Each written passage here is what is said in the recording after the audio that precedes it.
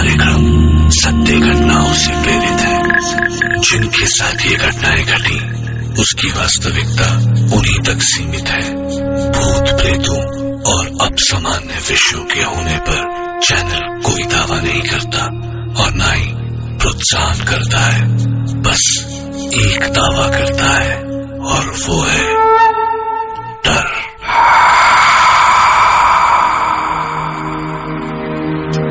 क्या आप कभी भीड़ में कुछ पलों के लिए किसी अपने से बिछड़े हैं? कैसा महसूस होता है? पर अगर कोई जिंदगी से ही बिछड़ जाए तो? क्योंकि जीवित और मृत इंसानों की दो अलग अलग दुनिया है जो अपने आप में पूरी हैं, पर दरअसल एक दूसरे के बिना उतनी ही अधूरी भी। और उनका एक दूसरे के बिना ये अधूरा होना ही उन दोनों दुनियाओं के बीच पुल बनाता है। और बेशक कभी कभी ये पुल बहुत खौफनाक हो जाता है। मैं डॉक्टर नागर, पेशे से मनोवैज्ञानिक और पैशन से ह्यूमन माइंड का फैन, हर रात आपके पास लेकर आता हूँ मुझसे मिले कुछ लोगों की आप बीती, कुछ घटनाएं जिन्हें सुनकर हम सोचने पर मजबूर हो जाते हैं, क्या वो सच था? क्या सच था? आज हमारे साथ हैं लखनऊ के सौरभ सिन्हा और वो सुनाएंगे अपने साथ घटी एक सच्ची घटना जब वो बड़ी मुश्किल से एक छोटी सी बच्ची की प्रेतात्मा से छुटकारा पा सके। शायद। मैं सौरभ सिन्हा, मेरी लखनऊ में जॉब लगी और वहीं अपनी कलीग रेनू से प्यार हो गया और शादी भी। पर हम 7 साल में किराए का घर बदल बदल के परेशान हो गए थे, सो हमने लोन करा के एक सुंदर सा 2 बेडरूम हॉल का फ्लैट खरीद लिया। ये हमारे सपनों का घर था जहां सब कुछ बहुत अच्छा था, सिवाय एक पगली के जो सोसाइटी के एंट्रेंस पे हमेशा बैठी रहती थी। अरे तू यहाँ हो, यहाँ आवा न लाडो, हमार लाडो, हमारे पास आजा बिटिया। लाडो आजा, गोदी में आजा हमार। ए लाडो आना हमार पास। लाडो काहे अम्मा को सतावत है? लाडो आना बिटिया। लाडो वो हमेशा यही एक रट लगाए रहती थी। बिल्डिंग के दूसरे लोगों की तरह हम भी कभी कभी खाना डाल दिया करते थे उसके सामने।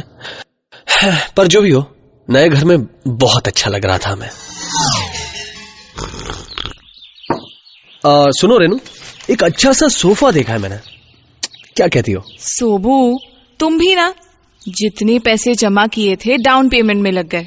कहाँ से आएगा तुम्हारा सोफा? अरे EMI में मिल जाएगा यार।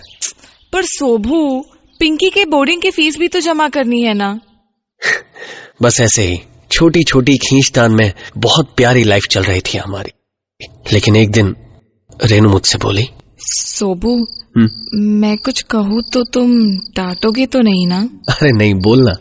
क्या मैं तुझे हमेशा डांटता रहता हूँ? नहीं, थोड़ी अजीब सी बात है ना, इसलिए। अब बोल भी दे यार। एक्चुअली मुझे ना रात में किसी बच्चे की रोने की आवाज सुनाई देती है। क्या बोल रही हो? अरे यार, तुम औरतों का इंट्यूशन भी ना। हमारी बच्ची को कोई तकलीफ नहीं है हॉस्टल में, बेस्ट बोर्डिंग स्कूल में है वो। नहीं यार सोबू, मैं क्या पिंकी की आवाज पहचानती नहीं हूँ क्या? ट्रस्ट मी, वो किसी और बच्ची की आवाज थी। तो क्या शादी से पहले की भी कोई बेटी है क्या तेरी? है? तुम्हारी तो। अरे रुको, कहाँ भाग के जाओगे? अरे छोड़ो, अरे मजाक कर रहा था भाई। रुको। अरे दिल पर अरे लग गई। मैंने हंसी में टाल दिया, बात आई गई हो गई। लेकिन एक रात अचानक मेरी नींद खुली तो मुझे भी वही रोने की आवाज सुनाई दी।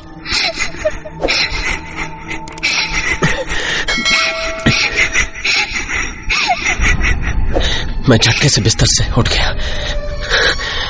मैंने रेनू को डिस्टर्ब नहीं किया, चुपचाप उठ के दरवाजा खोला और बाहर गैलरी में इधर उधर देखा। ये आवाज कहां से आ रही है, पर कहीं कुछ नहीं मिला, तो वापस लौट आया।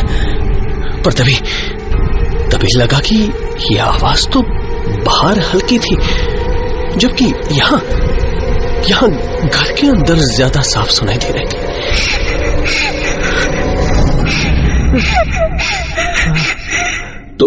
तो रेनू सही कह रही थी।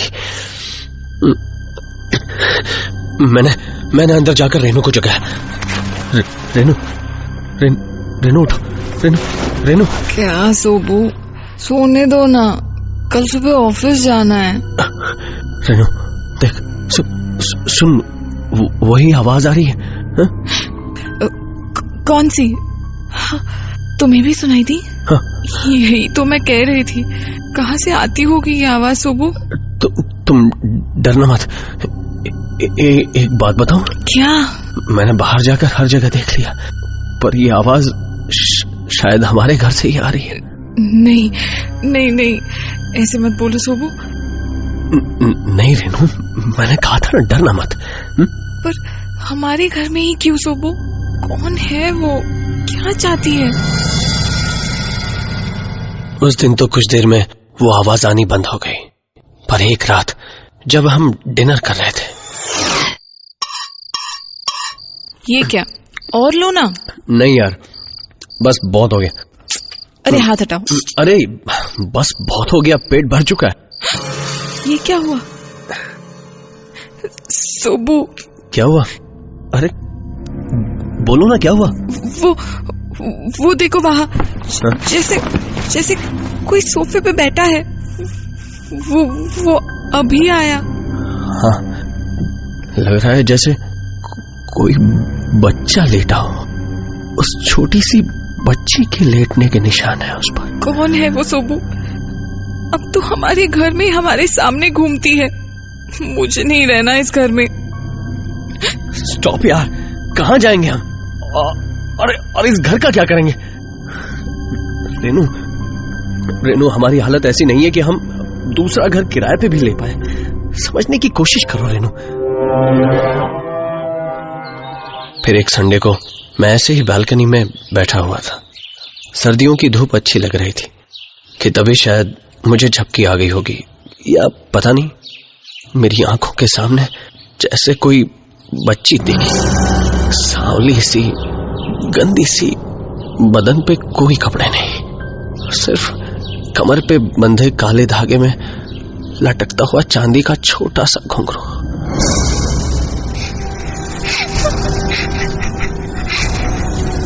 अम्मा,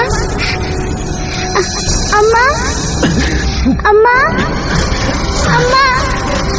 सोबू, क्या हुआ सोबू? सोबू क्या हुआ?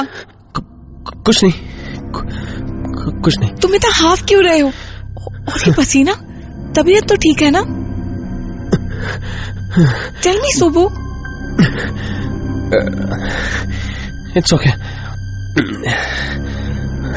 ऐसी कोई बात नहीं है।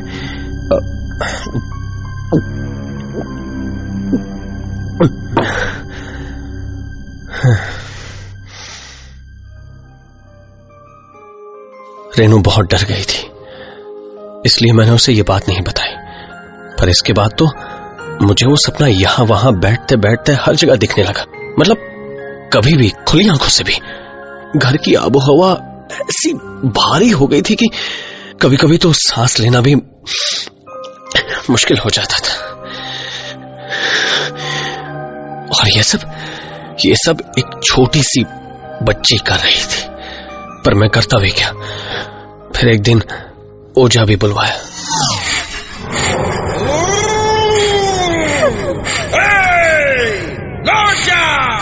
लौट जा इस घर से।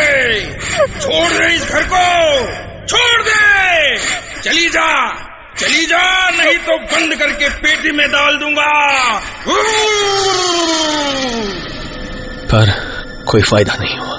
एक दो दिन की राहत उसके बाद फिर वही सब शुरू हो गया। हार कर मैंने रेनू को कुछ दिन के लिए उसकी माँ के पास भेज दिया। फिर एक रात कुछ आवाज आई। मैं भागकर रूम से बाहर गया और आज मैं पहली बार उसे साफ साफ देख रहा था। और आज इस बार रोने की आवाज नहीं थी। वो बच्ची जैसे अपने छोटे छोटे पैरों से वो खुशी से मेरे घर से भागकर चली गई।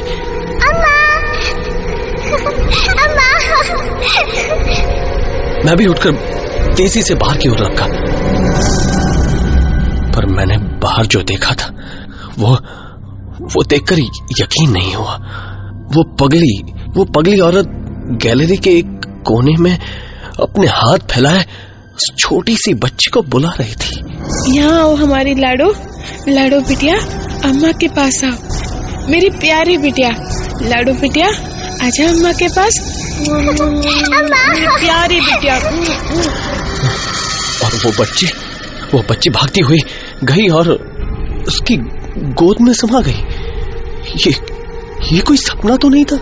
वो पगली एक जिंदा औरत उस बच्चे को गोद में कैसे उठा सकती थी? लाडो बिटिया, मेरी प्यारी बिटिया। और फिर वो सीढ़ियों से सीधी ऊपर चली गई। जाने क्यों, पर उस रात मुझे बहुत चैन की नींद आई। बहुत दिनों बाद मैं चैन से सोया, और जब मैं सुबह उठा तो नीचे से लोगों की आवाजें आ रही थी। मैं नीचे उतरा और उस भीड़ के बीच रास्ता बनाकर आगे बढ़ा तो सामने वो पगली औरत पड़ी थी, बिल्कुल शांत।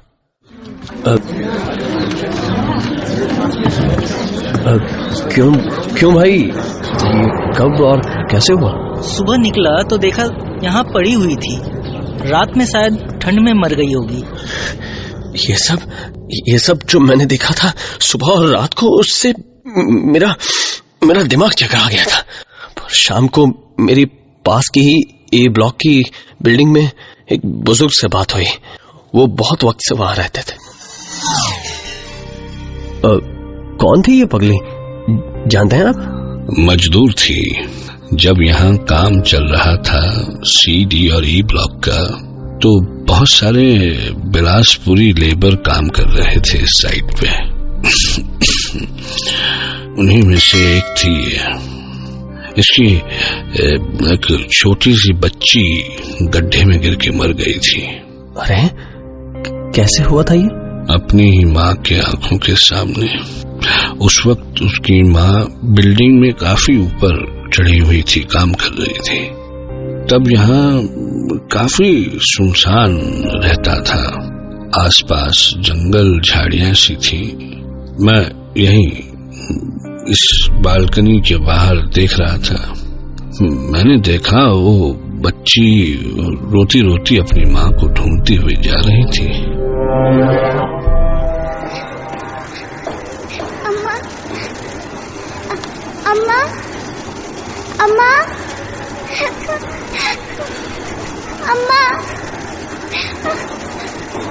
अम्मा। तभी वो अचानक गड्ढे की ओर मुड़ गई। मैं चिल्लाया, अरे कोई है उधर? अरे वो बच्ची गिर जाएगी। पर दूसरी ओर चूंकि काम चल रहा था कंस्ट्रक्शन का, तो किसी को मेरी आवाज सुनाई भी नहीं दी। पता नहीं क्यों, पर वो एकदम से गड्ढे के पास आ गई। मुझे समझ में नहीं आया कि मैं क्या करूं क्या ना करूं। मैं एक बार फिर से चिल्लाया, अरे रुक जाओ, रुको। पर वो तो बढ़ती ही जा रही थी। अम्मा। तभी उसका पांव फिसला और वो गड्ढे में जा गिरी। काफी पानी था उस गड्ढे में। मैं भागा, पर जब तक सीढ़ियों से नीचे उतरकर वहां तक पहुंचता, तब तो कुछ मजदूर पहुंच गए थे। लाडो, लाडो, अरे कोई बचा लो अपनी बिटिया को। लाडो, लाडो, लाडो, अम्मा आ रही है। लाडो, लाडो, कोई बचा लो बिटिया को। कोई बचा लो हमारी बिटिया को। लाडो, लाडो। अरे रस्सी डाल, अरे रस्सी डाल वहां से। कस के पकड़ा।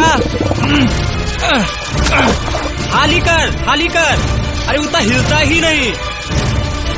यहाँ लेटाए दो। पर जब तक उस बच्ची को निकाला तब तक वो बच्ची मर चुकी थी। हाय रे लाडो, मेरी बिटिया, मेरी लाडो बिटिया, कोई नहीं बचाया उससे। लाडो बिटिया। और आखिरकार उस पगली को उसकी बच्ची लाडो मिल ही गई। पर सच मानिए, अभी भी ठीक से यकीन नहीं होता कि क्या वो सच था। ये सब सोच के ही हैरत होती है। एक मन कहता है कि इस पर यकीन करो और दूसरा इनकार कर देता है। पर सवाल है कि उस बच्ची की आत्मा सौरभ के ही घर में क्यों आई? वहां तो बहुत सारे फ्लैट्स थे, कई सारी फैमिलीज होंगी, कहीं भी जा सकती थी वो। तो क्या वो अपनी मुक्ति के लिए सौरभ से ही उम्मीद लगाकर बैठी थी? क्यों? कोई जवाब नहीं है। क्या वो सच था? क्या